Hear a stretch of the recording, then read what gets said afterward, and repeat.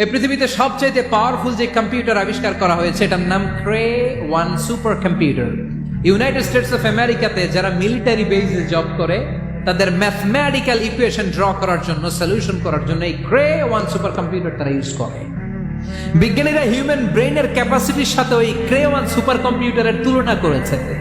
তারা তুলনা করে দেখেছে ক্রে 1 সুপার কম্পিউটারের চেয়েও আমাদের ব্রেন শতগুণ বেশি শক্তিশালী। আমাদের হেয়ারিং সিস্টেম নিয়ে যদি আপনি গবেষণা করেন অবাক হয়ে যান। এই যে কানের মধ্যে এখানে পেঁচানো দেখা যায়, এটা কি আল্লাহ এমনি এমনি দিছে?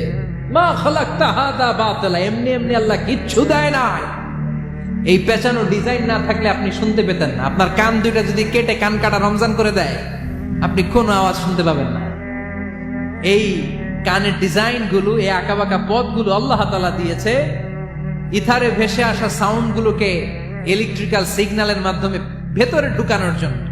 কানের 3টা পার্ট থাকে, একটা হচ্ছে আউটার এয়ার, একটা হচ্ছে মিডল এয়ার, তারপরে হচ্ছে ইনার এয়ার, মাঝখানে এয়ার ড্রাম থাকে। এই আউটার এয়ার থেকে, মিডল এয়ার থেকে, তারপরে ইনার এয়ারে ইলেকট্রিক্যাল সিগন্যাল দিয়ে বাতাসে ভেসে আসা এই সাউন্ডের ওয়েভগুলো, এই তরঙ্গগুলোকে ইলেকট্রিক্যাল সিগন্যাল দিয়ে ট্রান্সমিট করে ব্রেইনের হেয়ারিং নার্ভের কাছে পাঠিয়ে দেয়। এই সূক্ষ্ম কাজগুলো হতে আসলে অনেক সময় লাগে, কিন্তু 1 সেকেন্ডের মধ্যে আমি বলছি আর আপনারা সেকেন্ডে শুনছেন। চিল্লা এখন সুবহানাল্লাহ। আবার কান যেখানে রাখা দরকার আল্লাহ ওইখানে রাখলেন, চোখ দুইটা যেখানে দেয়া দরকার ওইখানে দিলেন, নাক যেখানে দেয়া দরকার ওইখানে, মুখ যেখানে দেয়া দরকার। এর চেয়ে সুন্দর করে কি আর তৈরি করা যেত? নাক এইখানে না রেখে অন্য জায়গায় সেট করলে কি বেশি সুবিধা হতো? নাক যদি পেছনে থাকতো, খাওয়ার সময় খাবারটা বাসি না ভালো এটা ঘ্রাণ নেয়ার জন্য সব সময় খাবার পেছনে নিয়ে ধরা লাগতো, ঠিক কিনা? তার মানে নাক এই জায়গায় রাখাতে সুবিধা হয়েছে না? সুবহানাল্লাহ কইবেন না? কি সুন্দর মুখটা দিলেন, হ্যাঁ, কি সুন্দর চোখ দিলেন। এই কান দিয়ে আমরা শুনি, দেখেন কানের সেটিংটা কত সুন্দর।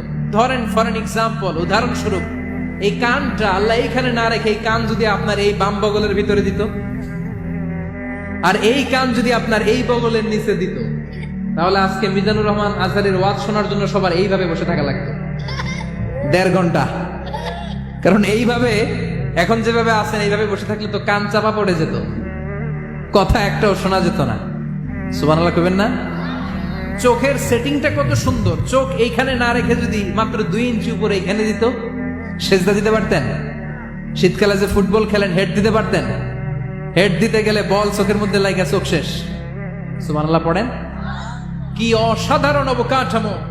এই হিউম্যান অ্যানাটমি নিয়ে গবেষণা করলে মানুষ অবাক হয়ে যায়। দেহের ভেতরে কি সমস্ত যন্ত্রপাতি দিলেন, কিডনি দিলেন, গল ব্লাডার দিলেন, হার্ট দিলেন, লাং দিলেন।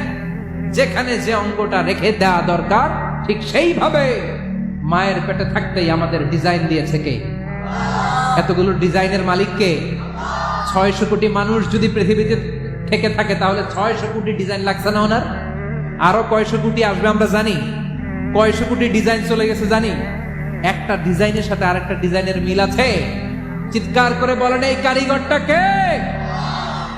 এজন্য আল্লাহ বলেন 4টা জিনিসের কসম কেটে তোমাদেরকে আমি যেটা বলবো শোনো। লাকাদ খালাকনাল ইনসানা ফি আহসানি তাকওয়িম। আমি মানুষের আকৃতিটা, মানুষের চেহারাটা বড্ড সুন্দর করে তৈরি করেছি। এত সুন্দর করে আল্লাহ তৈরি করেছেন, এর কোনো বাতিল নাই, কোনো বিকল্প নাই। চোখ যেমন হওয়া দরকার ঠিক তেমন। এই চোখ নিয়ে কত গবেষণা হয়েছে শুনলে অবাক হয়ে যাবে।